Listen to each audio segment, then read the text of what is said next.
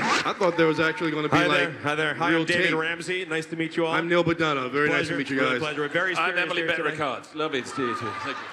Oh, this is going to be fun. Blackthorne always has to win these things. He does. He does. He does. I have to say, David, your feet are enormous, by the way. Those are giant shoes. Well, you know what they say. Just going to break the ice with that one. Big hands. Those are the Big hands, you can big go brain. paddleboarding on those shoes, David. All right, so before we get to the audience questions, I want to know a little bit about your characters in this season. Neal, I'll start with you. I must admit, when I was doing a bit of research... He's not in the show anymore. I was going to say... Give it up for Legend! Didn't this guy die? Woo! Thank you very much. Thank you. Yeah, so with the magic of the multiverse, you're Arrow able to was so come back. yesterday, by the way. Is that out loud? Was that out loud? You can say it. So you seem to be having some of the most fun of anyone because of your character and the whole aspect of you're able to come back. So what has that been like to essentially not die in the multiverse? It's been fantastic. I mean, in all honesty, to start off on Arrow, these guys, the whole cast, the crew of Arrow, they set the tone for all the other shows, for Legends, for Flash, for Supergirl, for everything else. So without these guys, we wouldn't be here. So give a big, huge round of applause for these guys. Oh, that's so nice. You so want to come back to Arrow. Yes, I do. Yes, I do. I love playing Damien Dark on Arrow was different. It was much more serious tone, where Legends is a little more goofier and fun. So for me, playing Damien... Actually, Neal, can you just tell the people exactly what it's like, what you just did for us backstage? And Arrow is, and Legends is... Woo! I mean, you work with Barrowman every day, things are going to happen, right? Things are going to happen. Yeah, he's a menace. We had that guy for 4 years. Exactly. So it's been, and did anyone see this last week's episode of Legends? My comeback? I mean, come on, that was pretty awesome. To rise again, they thought I died, never. But it's such a blessing for me, my wife Hervé, and all my children, Morgan, Catherine, London, Clover, James are here. Woo! Half the audience is your children. But there we go. It's true. So for us to live up here in Vancouver, which we love, which we now consider home, it's been such a blessing. And to play Damien Dark with these guys and with the cast of Legends, I'm the luckiest guy in the world. Oh, right on. And David, tell me about the struggle that your character is wrestling with this season. There seems to be an interesting arc there based on the sort of events, the dramatic events from the end of last season. I have no idea what you're referring to. Well, I guess, I don't know, Diggle's Arrow right now, right? Are you guys still on that? Yeah. But he's also on a... That was professional stuff there, Ramsey. How'd he get an applause, huh? That was just... But slick. he's also on a performance-enhancing drug. Right. Yeah, because he's hiding a trimmer. He was injured during the explosion, during the events of the finale of season 5. So he's hiding that little secret, but it'll come out. Yeah, and Paul, your character as well has some inner demons, shall we say, and he's still sort of struggling with that. Inner demons? Yeah. Lance? Never. Enough about Paul. There seems that there's a lot of drama going on, I guess is what I'm getting at right now when the 6th season. So tell us about your character and what's happening with it right now. Did you say he's in his 60s? What did you say? I can't hear anything down this end of the line, 6th season. Oh, the 6th Yeah. season. It's a mouthful. Do you want me to tell you what happens in the 6th season? Is that what you're saying? Well, what you can. I can't tell you anything. Fair enough. It's great though. You should tune in and watch it. It's lovely. I might have a daughter coming back from the dead or something at some point, I imagine. Look forward to that. It's never happened before. Nice. Okay. I want to bring up something with you, by the way. I'm a huge Bollywood fan, and you were in the 2001 smash Lagan. What was it like to be part of a production like that? British Raj Hindustan ke barish se nahi nahata Rajaji. Pichle saal aada Lagan be mani apki kanaba kabul kiya tha. Wo bhi deri se. Are there any Hindi speakers here this evening? This afternoon? None! One over there. I see one there. Yeah, in the dark. So that was my Hindi. I thought you were great in that role. It was tremendous That was villain. Hindi. I had to learn that. I had to learn that 17 years ago, and that's still stuck into my head. Wow. Yeah. But you've seen that show, that film. Oh, it's great. It's You one had of a my favorites. long day to yourself, didn't you? It was 3 hours, 48 minutes long, that film. Yeah. It was the longest cricket match in history. Yes, it's true.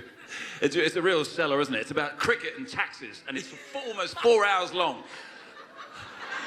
What do you think, folks? You're going to love it.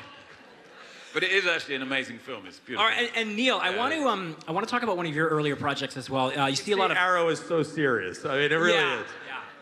I do actually want to get serious for a second. You see a lot of poppies here today, and you're wearing one as well. We are, looking at Remembrance Day. We're recognizing that Veterans Day in the U.S. And Neal, you were part of Band of Brothers, and that was, that was one of the most well-crafted, harrowing looks at war I've ever seen. Never mind that it was on television, just in terms of entertainment and informative entertainment as well. What do you take away so many years later being a part of that show?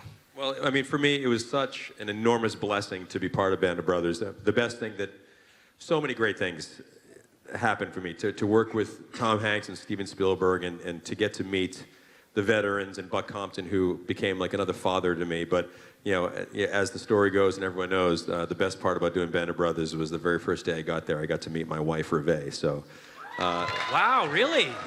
I love you, Bubba. What was Reve doing there? I'm asking seriously. In what capacity was she there? Well, she was a supermodel, and she was in She was a London. supermodel? She was. Everyone, my wife, Reve. Is that why she was there? Nice work. I'm here because I'm a supermodel. That's right. Is that what happens? It's not a bad thing, is it? It's great, especially for you. Thank you. Yeah, especially for me. The boy done good. That's Reve! right. Yeah. So, but on a serious side, it's, this is an amazing weekend. Fan Expo is a fantastic thing, and we get to talk about all the fun things that we do and the things that we love. But, for Remembrance to be here, and my daughter Catherine, I was speaking about Remembrance Day to her class at school the other day, and, these poppies, it's not just a decoration. What it represents is the men and women who have fought since World War I, when it really started at Flanders Field. Written by a Canadian, by the way. It's a day that we should, or weekend, and always, we should remember what the men and women have done, because were it not for them, we wouldn't have the freedoms that we have today. We're here today, and we can go and look at all kinds of different things. We can say different things. We can believe in different religions. We can do whatever we want in life with freedom, because the men and women who fought for us gave us those freedoms. So, as I told my kids, especially this weekend, if you see someone who's in the service or knows someone who's in the service, call them.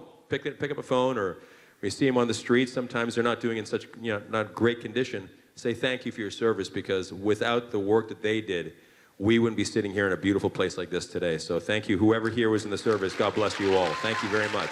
Well said. And David, I love the work that you're doing on the show. I think it's some of your finest, and it's a multifaceted role for you. Tell me about how proud you are of the work on this show and what it means for your career right now. Well, I mean, this is the role of a lifetime for me. It's great. I mean, the writing's been very good. I think season 5 was a return to form on Arrow. I think it's been fantastic. It's nice to kind of we see a more mature Oliver. That's always nice, right? The one that's kind of somewhat listening to other people. And it's nice to kind of get into some other facets of Diggle. Diggle's never really been seen this way before, so it's been a good season so far. And we're just on episode 10 now, so we have a lot more season left.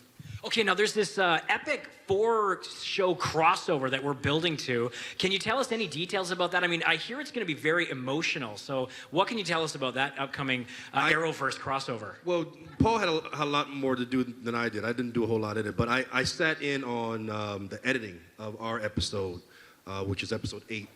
And the work that Melissa and Steven are doing particularly is really, really good. I think you guys are going to like them a lot in the show. And Paul, do you have anything to add about what we can expect? You say it was emotional. I think it was emotional for the producers, actually, just trying to get that thing out there. 4 hours of crossover. Yeah. We saw a lot of tears, I have to say. I was involved in the... how much do people know about things? I always get nervous about this. I was in the Flash one. I mean, I don't think that gives away too much, does it? But in terms of the storyline, it wasn't what I was expecting. Let's just put it like that. When I got into my costume, I thought I was going for a costume fitting for Lance. And then when I got there, you'll see on the show, it was somewhat different. And I can't say anything more than that, but I was, there's not even a funny line to say here. I was just like, what the fuck am I wearing? Is basically what happened. Excuse the language. Sorry, Neal's kids. Ruby, earmuffs, thank you. and lots of other people. Please, there's lots. Yeah, it's definitely one to tune in for. It's not something you're expecting. The crossover shows, very good. Neal, very quickly, I'm a huge fan of this movie. Does anyone ever come up to you and cite Ravenous? Do you remember that flick? Who here has seen Ravenous? Yeah, both of you. Okay, great. It's a cult classic. So Ravenous was this film that absolutely tanked at the box office. It's a semi-funny romp about a bunch of guys eating each other in the Civil War. Hard one to sell. And a huge cast in it as well. But it's almost as hard to sell as a 4-hour cricket, right? Yeah, you should try. Hey, you guys moved on to better things, right? But Ravenous has become this cult classic, and it was, what a great cast with Robert Carlyle, David Arquette, Guy Pearce. Yeah. I just love that movie. My sister and I have a kinship with it. Great cast, really? Jeremy Davies, the music, ding, ding, ding, yeah, ding, ding. Damon Albarn from Blur co-wrote the music on it. Really? Yeah. It's worth checking out. It's a weird movie. It was a great movie. It's about the Wendigo, the Native American spirit that gets in. And no one saw it. Sorry? And no one saw it. Those two people saw it. Those two Saw it, yeah. They were there. So thank you. Hence the cult status. Okay, enough of my chatter. Let's get to the audience questions. We will start over here. Go ahead. Hi. Okay, good. It's on. Sorry. So, Neal, you posted it on Instagram earlier this year that you've been sober for a year, and that's part of the reason that Captain Lance's arc kind of resonates with me so much is I made the decision to become sober this year. Yeah, well done. Thank you. Hey, it ain't easy. No, it's not. And part of the reason was because my stepdad, who I live with, was sober for 12 years, and he relapsed this year, and it's been really hard. So I was just wondering, when you first became sober, what was the thing that helped you the most, and what kind of gets you through the hard times when you kind of feel like you're going to go back to that? I don't feel like I'll never go back to it. It's, there's a difference between my life before and my life in the last year and a half. And it isn't, everyone says, wow, you look so young now, you look fantastic. And it isn't that. It's, I don't need a crutch. And at times at the end of the day, you feel like you need that crutch. You need to have a drink or you need to have whatever, to relax at the end of the day. I'm blessed beyond belief because I have this amazing wife and 5 incredible children. And for me, that's my crutch. And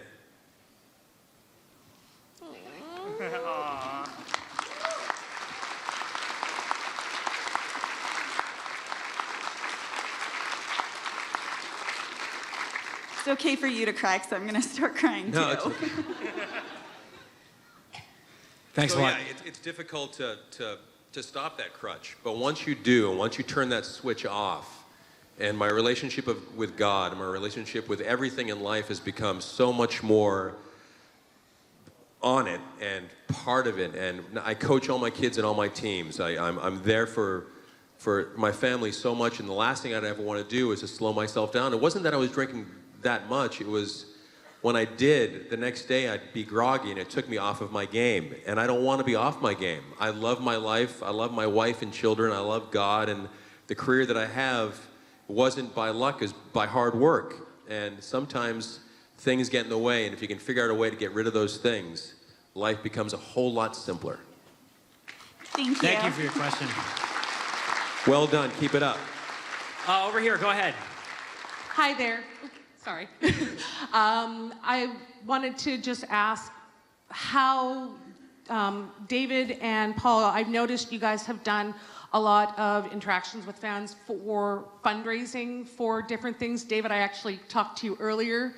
And I'm just, hi. And I'm just wondering, how do you think that the way social media is now affecting everything, that it makes it easier? Does it make it easier to reach out to fans to get your message across?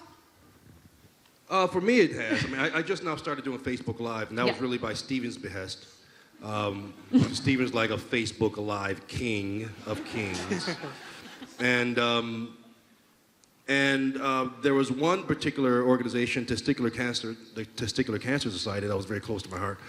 And this is Movember and Men's Health Month, and I was compelled to really get behind that and use Facebook Live as kind of a medium to do that. And I didn't, I expected a response, but I didn't really expect them to come out the way you did. So have I found it easier?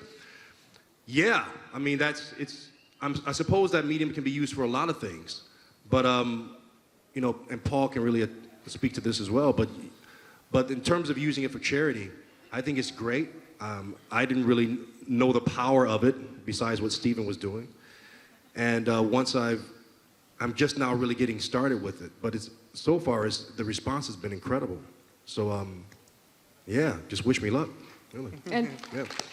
I think I think like everybody in this room has probably got a cause close to their own heart and wishes they could shine a spotlight on it if they could. And, you know, we're just in this ridiculously fortunate situation where we're employed actors on a, you know, successful TV shows.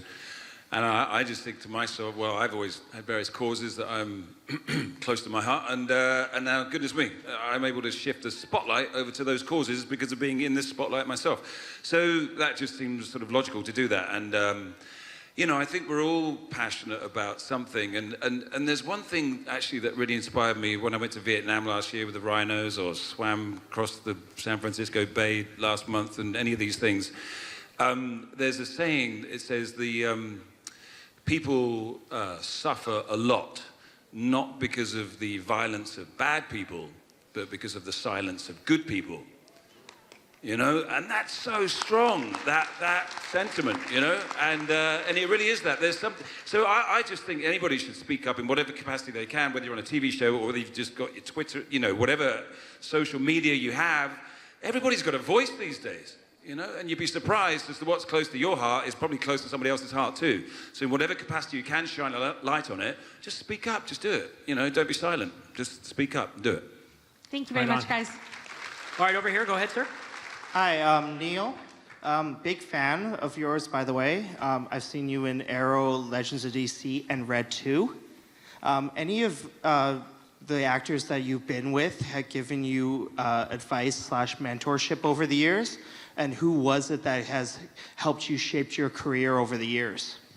Neil's probably going to talk about me now, but it's okay. I advised him to learn his lines, was what I said. And it changed his career completely. Sorry, Neil, after you. Paul, you did it all. Yeah, I've been, you know, when I look back at all the things that I've done, I've been so blessed. You know, when I did Red 2, you know, Anthony Hopkins and I spent so much time together. I'd have breakfast with Anthony Hopkins in the morning, so it's crazy. And I'd sit there and I wouldn't eat because I'd just be staring at Anthony talking about life. And it was Anthony who started the whole thing in my head because he's been sober for quite some time and talking about the clarity of life. So there was one great lesson that I learned. But it was, you know, yeah, you guys probably like, okay, it's all you talk about is Reveille. But when I was doing Band of Brothers, I was such a method actor. Everything when I was doing Ravenous, I took the beds out of my hotel room. I took ice cold baths every day. I ran 20 miles. I was so into my characters. And when I was doing Band of Brothers, I knew that at some point my character was going to have the big mental breakdown. And about 3 months into our relationship, Reveille was like, all right, you got to stop. You got to keep your work at work and live your life so you can enjoy life because you're driving me crazy. And I was like, how could she say that? I'm a method actor. I've trained at Lambda in Syracuse. I want, you know, are you kidding me? Thank you very much. And about 2 days later, I was like, oh, she's right. You know, and ever since then, I really pride myself in enjoying my life, and then I can really pull from my life as an actor. And it's been, you know, that was the greatest acting lesson that I've ever had. And but to work with these guys, to work with all the people that I've worked with, it's been such an incredible blessing for me, and I don't even know where to start. It's been fantastic. So thank you for that question. Thank you. I have to say, if I can just add to that, season 4 was my favorite Arrow season because of working with this guy. He really is. I just posted it on Instagram. Actually, he really is one of the best actors I've ever worked with. We miss you over there, Neal. We do one indeed. of the finest, ladies and gentlemen. All right, we'll take a question from this side. Hi. So we were speaking about Stephen Amell earlier, and he had to cancel. I know because he had family stuff. But I was just wondering if you guys had like really any funny anecdotes. Sorry, I need to ask. Are you on that side or that side? Because I can't tell. I don't want to be looking over there when you're actually over there. You're there? Yes. Hi! Hi. I'm very short. You might not be able to see me. Oh, I can see some movement. There you go. Some lights are bright. Yeah, but just any funny roasting stories or anything about Steven? You know, Yeah, just... amusing Steven anecdotes. There is nothing funny about Steven. No, Steven is, I mean, he's the hardest working guy I've ever seen. The guy works out like a fiend. He's there on the set. He leads the show by example. And it's funny, when you go into battle, you know, a lot of the shows that I've been part of, a lot of the war shows I've been part of, you learn about certain guys, certain commanders that lead you into battle from the front, not from the rear saying, okay, go, fight. Steven's right up front. And Steven's one of those guys who leads, and leads by example. And that's why Arrow has been such an amazing hit. And all the other shows that we're part of is because of what Steven and these guys started. But Steven really is, what you see is what you get with Steven. And then there's Vacation Steven, who really lets loose and it really has fun. It's the work hard, play hard, right? One of the greatest cats ever to hang out with in that situation, too. He's amazing. It's true, that whole thing. We've all been around the block a few times, and no doubt we can all agree that you can get on certain television shows where you'll see the lead, and I always call it TV star-itis. It's a terrible disease that afflicts actors that suddenly start believing everything that goes on around them. And I was concerned about that coming into Arrow. It's like, well, if anybody's going to get TV star-itis here, it's going to be this Arrow dude, you know, this guy I'd never met before. And thank goodness he has never contracted that dreadful disease. And as you said, leads from the front. And it's so important because if the person at the top starts behaving, let's just say like a dick in whatever level, prima donna, whatever, it gives everybody else permission to do so. Hold on, kids, English people, they swear a little bit. Oh, so sorry. I forget. What about the Irish? It's okay, because they're British. Later. But it's true. Through Steven's behaviour, basically, it gives no one else in any capacity on the show permission to behave like a, what was it? One of them. And that's the best thing, you know. He has absolutely set a great example. And that is, as you said, one of the reasons for the show's success, because no one's got, you know, you can't mess about. It's serious stuff. All right, over here, go ahead. Hi. First of all, I absolutely love Arrow, and you guys are amazing. Do you guys have any advice for an aspiring actor? Listen to your belly and follow your heart. All right. Well, it's true. There's no one way to be like, how did you become a successful all those actor? years at training. I could have just listened to that. I've been all over it. But It's true. That was good. It's just true, you know. Anyway, that's my advice. All right. Okay. Oh, and also one more thing. Look at why you want to be an actor, right? Because if you want to be doing it because you want to be famous and all the rest of it, you might as well just go home and study accountancy or something, because it's going to be a disaster. But if you want to help a storyteller tell a story, create a character for that reason, to fulfill somebody's vision of a story, of you know, for those purposes, for entertainment, for lifting consciousness, whatever it is, do it for those reasons, of service, rather than what it is you can get out of it. And one other thing. If you really want to do it, and I don't care what business you want to be in, but especially in this business, if you stick to your guns and stick to exactly who you are and make yourself unique and not try to be, and, you know, when we all started in the business, you always try to be somebody different just because that's what you think everybody wants. I want to be Brad Pitt, so I'm going to try to act like Brad Pitt. I want to be this, I want to be that. Then you're not being yourself. When you truly are yourself, and again, in any business that you do, once you have that power, then you're unstoppable. And then people will cast you in things because you have confidence. And with confidence comes greatness. So believe in yourself, stick to that, and have confidence in yourself that you are truly amazing, and great things will happen. And to add to that, if you want to be different, be yourself. Again, Blackthorne. It's unbelievable. Blackthorne. Thank you. It's like I'm sitting up here with Tony Robbins. I don't know who this guy is. Motivational speaker over here. You know, and don't stop. You know, like what Neal was saying is probably one of the best pieces of advice that's ever really helped me. Once I kind of found my own voice, it didn't matter if I got the audition or not. It didn't matter if I got the role or not. It just became a matter of time. Because between knowing who you are and knowing that you're not going to stop, eventually they'll see. So those are really the two big pieces that really helped me, just kind of knowing, finding out who you are, and realizing, and here's the other thing, and if there's something you can do better than act, then do that. It really is the truth. Because it takes everything. It takes everything. So if there really is something that, well, maybe I want to do this as much as I want to be an actor, then you might want to do that. It really is. It sounds funny. It sounds maybe cruel, but it can save you some heartache, because there's a lot of rejection in this business, and there's a lot of things that go on in this business. And acting, to really excel at it, will take everything you have. You really want to be an actor? Yeah. Come here. All right, here we go.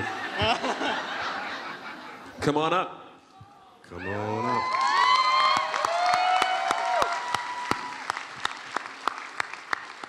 What's your name? What's your name? Alex. Hi. Oh, hi, Alex. My name's Alex, and I'm going to be an actor. My name's Alex, and I'm going to be an actor. Take a bow. Give it up for Alex! You are now an actor. I want to see you soon up on screen. Hey, Alex, I'm going to give you one more piece of advice as well. Because if there's one thing that actors don't generally do, successful ones, even successful ones, they don't tend to listen to each other. Because they're sitting there trying to do on the camera what they thought was brilliant when they rehearsed it in their bedroom last night, right? And that's the sign of an absolutely dreadful actor. And like these guys here, and a lot of we're lucky on our show. We're blessed with listening actors. But that's when you get magic stuff happening, because you're not sitting there trying to do what you think is going to be really great, and your ego's going and all that bullshit. Oh, sorry, Ruby, sorry. Just do your stuff, right? Find your character, find the story, do all that stuff, and then when you get on set and you say action, all you got to do is listen. And it's very good when you've got Neal McDonough as well. You can just sit and listen to him. So just listen to the other person, please. Well said. All right, we'll take a question from this side now. Hi, this question is 1 year in the making. I was wondering, with the appearance of Superman in Supergirl in the Arrowverse, I was wondering how you guys, and as well your characters, would react if Batman ever showed up in the Arrowverse. Stephen just brought him in a few weeks ago, didn't he? He mentioned Bruce Wayne, didn't he? Yeah, that was the first time. Yeah, that was the Batman's. He's already in. Well, we don't know if Batman's there, but we do know Bruce Wayne's there. I've always wanted to see the two billionaires kind of duke it out a little bit. I'm not too interested in Batman being there, but I would love to see Bruce Wayne with Oliver Queen and just what that is about. And are we dealing with an older, more grizzled Bruce Wayne, or are we dealing with a younger Bruce Wayne who's part of the League of Assassins? It's almost more of an intriguing character to examine Bruce Wayne than the Bat. And to examine him through Oliver Queen's prism will be interesting. So I don't know if we'll ever get to see it, but I would love to see it. I'd like to fight Bruce Wayne.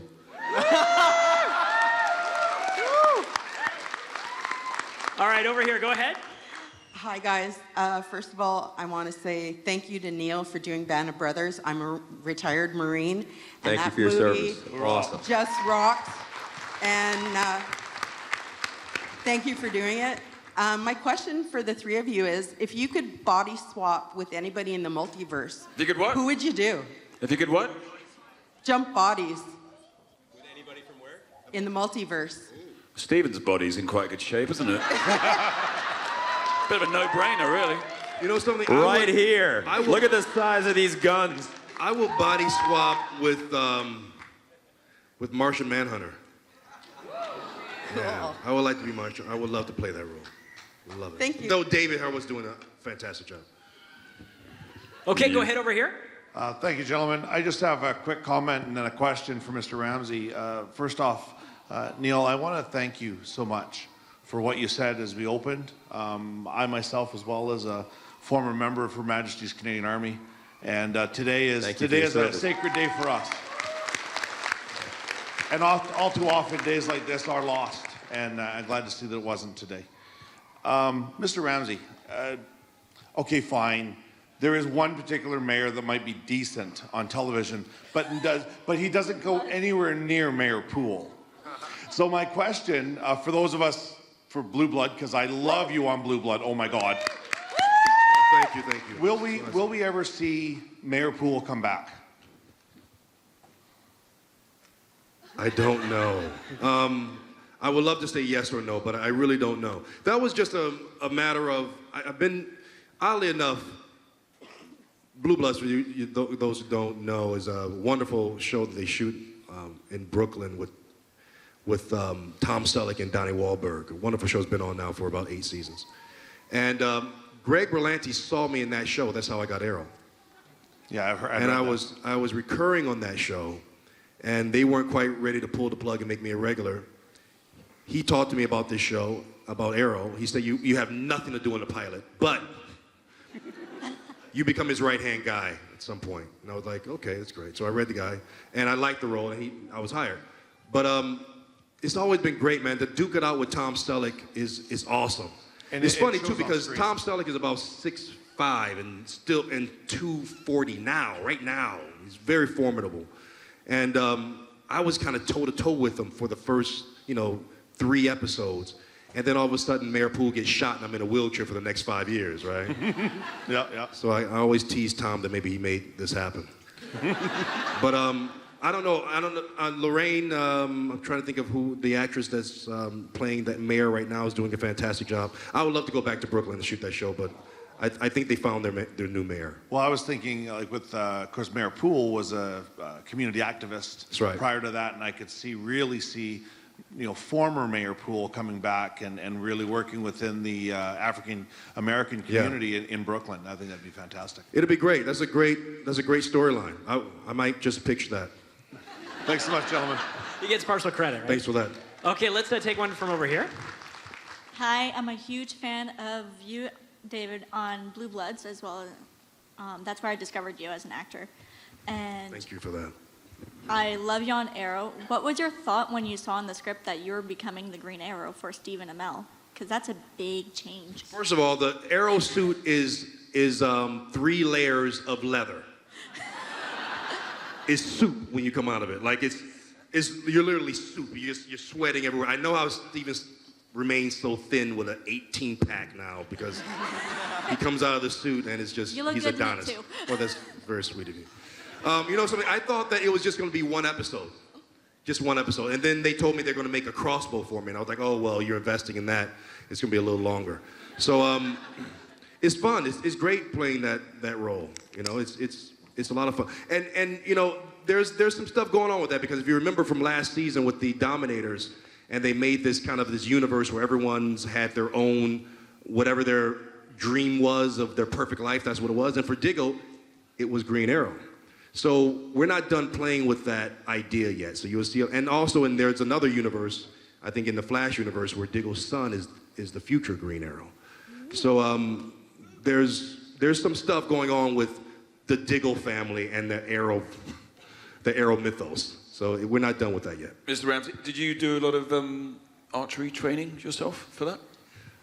I didn't do any extra training, but we tried to make it different. No, is that what you're trying to say? No, I didn't. None whatsoever. Seriously, did you get there with Patricia? By the way, Patricia's out here. Patricia's the person who does all the training with the arrows. Patricia, stand up. Where are you? We didn't do any arrow training. Is she still here? I'm using a crossbow. There's Patricia right there. Patricia's great. She trains all of us on the bow and arrow. She's incredible, one of the best in the country. And yes, you are. And every technique of the bow and arrow that Steven's doing, even when he's playing with his finger like this because they get calluses on the fingers, that came from her. And she's brilliant. Don't let her tell you otherwise.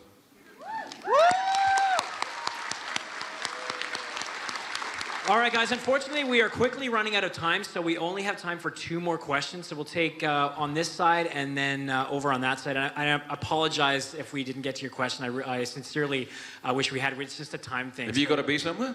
Yeah, go. Sorry. We're fine. Okay, well, we'll do 3 more. Patricia, you can ask and then us the 2 question more. anytime, for Christ's sake. Okay. Where is Patricia? Is she up there? Yeah. Okay.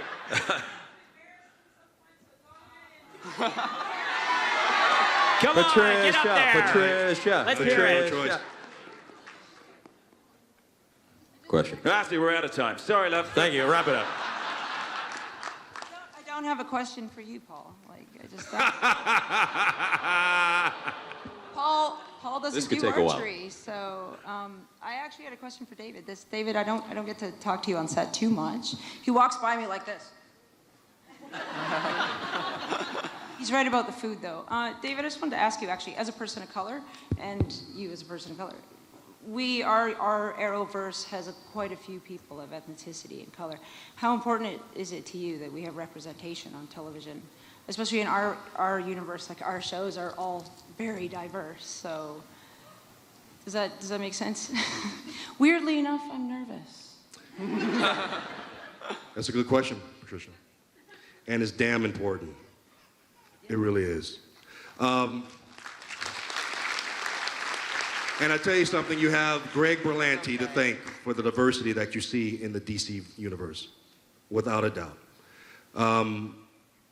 The idea that you have an interracial couple on Flash in such a pivotal character is monumental. It was monumental when she was cast. It was monumental when they were thinking about casting for that role, and it was just great. There's two black guys, a Puerto Rican, and a mixed girl on Arrow.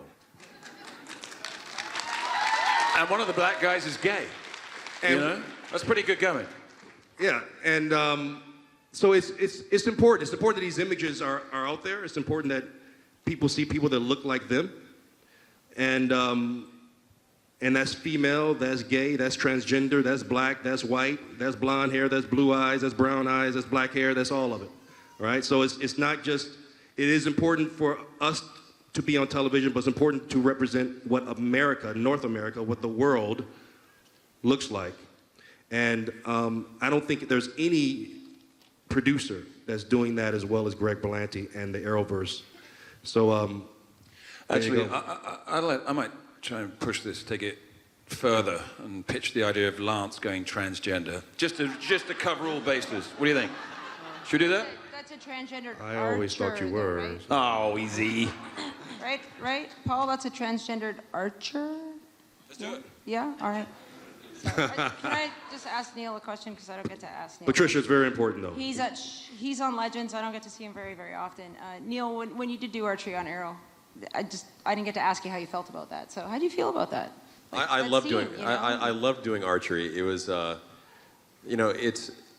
is such a fun show. I mean, to be able to, for me, I shoot guns in almost everything that I do, and to learn about archery, from Patricia in particular, to learn from one of the best.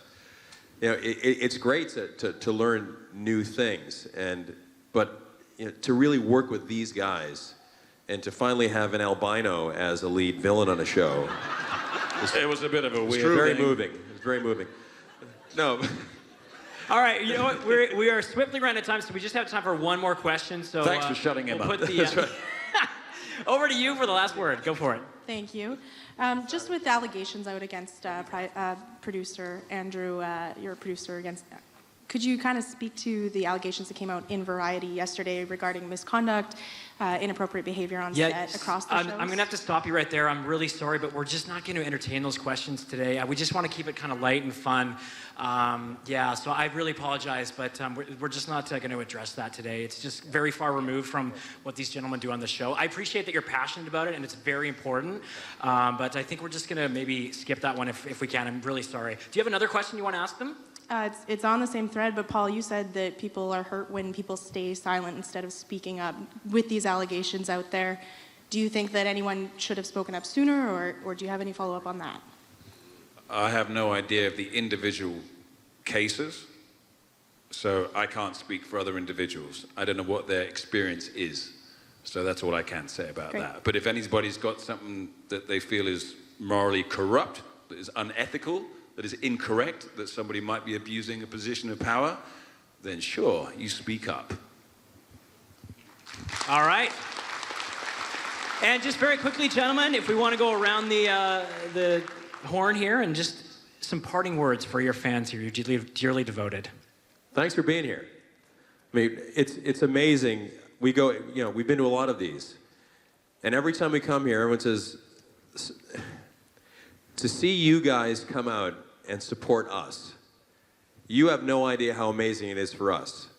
And the great thing about the comic book world is, we're all kids. Sometimes for a lot of us, comic book was our reality. And to be able to embrace that reality that we had as kids and really talk about it, because no one's perfect. Everyone's different. And to embrace the difference of people. Like David was saying, these shows are cast with different ethnicities, different beliefs, different groups of people, because that's what we are. And everyone sitting here today is here because we are different. So embrace that, love that, and enjoy that we are different and that we all got to come here together and hang out today. What a blessing that has been. So thank you guys for coming out because it means the world to us. Well said. Thank you, guys. Thank you. Thanks, Vancouver. Gentlemen, thank you for your time. David Thank you. Ramsey, Neal McDonough, Paul Blackthorne. Thank you. Give it up.